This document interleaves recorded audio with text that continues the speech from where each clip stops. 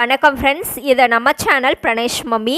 இன்றைக்கி வந்து நம்ம வீடியோவில் நம்ம எதை பற்றி பார்க்க போகிறோம் அப்படின்னா 8 மந்த்ஸ்லேருந்து எல்லா வயசு குழந்தைங்களுக்குமான ஒரு சூப்பர் ஹெல்த்தி குட் ஃபேட் அதிகமாக இருக்கக்கூடியது, குழந்தைங்களுக்கு கொழுகொழுன்னு வெயிட் போடக்கூடியது, குழந்தைங்க விரும்பி சாப்பிடக்கூடிய ஒரு சூப்பர் பேபி ஃபுட் ரெசிபி தான் வந்து பார்க்க போகிறோம்.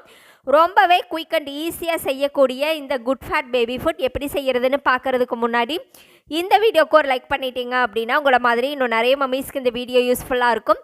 அது மட்டும் இல்லாமல் இப்போ தான் நீங்கள் ஃபஸ்ட் டைம் நம்ம சேனல் பார்க்குறீங்க அப்படின்னா மறக்காமல் நம்ம சேனலை சப்ஸ்கிரைப் பண்ணிக்கோங்க. ஓகே ஃப்ரெண்ட்ஸ், இந்த குட் ஃபேட் அதிகமாக இருக்கக்கூடிய குழந்தைங்களுக்கு கொழுகொழுன்னு வெயிட் போடக்கூடிய இந்த ரைஸ் வந்து செய்கிறதுக்கு ஸ்டவ்வில் ஒரு குக்கர் வச்சுக்கேன். ஒரு ஃபுல் டீஸ்பூன் அளவுக்கு நெய் வந்து சேர்த்துக்கோங்க. இதை வந்து நெய் புலாவ் அப்படின்னு சொல்லலாம், தேங்காய்பால் நெய் புலாவ் அப்படின்னு சொல்லலாம்.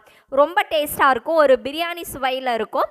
இப்போ இந்த நெய் வந்து நல்லா மெல்ட் ஆகி வரட்டும். நெய் மெல்ட் ஆன உடனே இதில் வந்து பார்த்திங்க அப்படின்னா ஒரு சின்ன துண்டு பட்டை, ஒரு சின்ன பிரியாணி இலை, ஒரு லவங்கம், ஒரு ஏலக்காய் இதை போட்டு நல்லா பொரிய விட்டுக்கோங்க.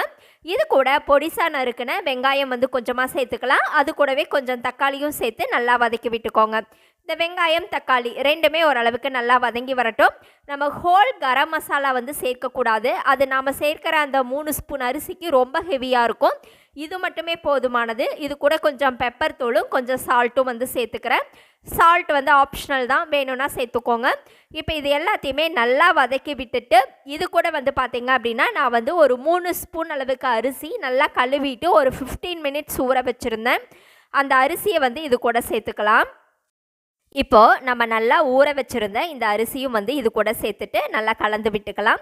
அரிசியை நல்லா கலந்து விட்டுட்டு பார்த்தீங்க அப்படின்னா இன்றைக்கி நான் வந்து தேங்காய் பால் வந்து எடுத்து வச்சுருக்கேன்.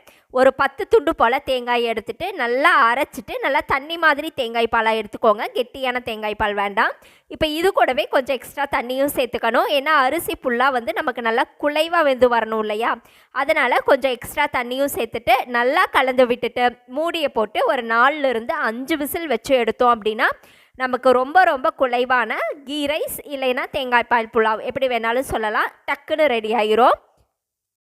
இப்போ பார்த்தீங்கன்னா இந்த அளவுக்கு நல்லா குலைவாக வந்துட்டுருக்கு. நம்ம சேர்த்துருந்தோம் இல்லையா அந்த பிரிஞ்சி இலை, பட்டை, லவங்கம், ஏலக்காய், அது எல்லாத்தையும் வந்து இந்த மாதிரி தனியாக எடுத்துக்கோங்க. இது எல்லாத்தையுமே வந்து தனியாக எடுத்துகிட்டு ஒரு மேஷரை வச்சு இதை நல்லா மசிச்சிடலாம். குழந்தைங்க எந்த கன்சிஸ்டன்சியில் சாப்பிடுவாங்களோ அந்த அளவுக்கு மசிச்சு எடுத்துக்கோங்க. இப்போது இதை வந்து நான் ஒரு மேஷர் வச்சு இந்த மாதிரி நல்லா மசிச்சுக்கிறேன். இதை வந்து நீங்கள் வந்து மார்னிங் பிரேக்ஃபாஸ்ட்டாவோ இல்லை லஞ்ச் டைம்லையோ டின்னர் டைம்லையோ தாராளமாக குழந்தைங்களுக்கு கொடுக்கலாம். ஓகே ஃப்ரெண்ட்ஸ், இந்த ரெசிபி உங்களுக்கு பிடிச்சிருந்தது அப்படின்னா மறக்காமல் நம்ம சேனலை சப்ஸ்கிரைப் பண்ணுங்கள், லைக் பண்ணுங்கள். அதே மாதிரி உங்களுடைய கருத்துக்களையும் கமெண்ட்டில் சொல்லுங்கள். Thank you friends.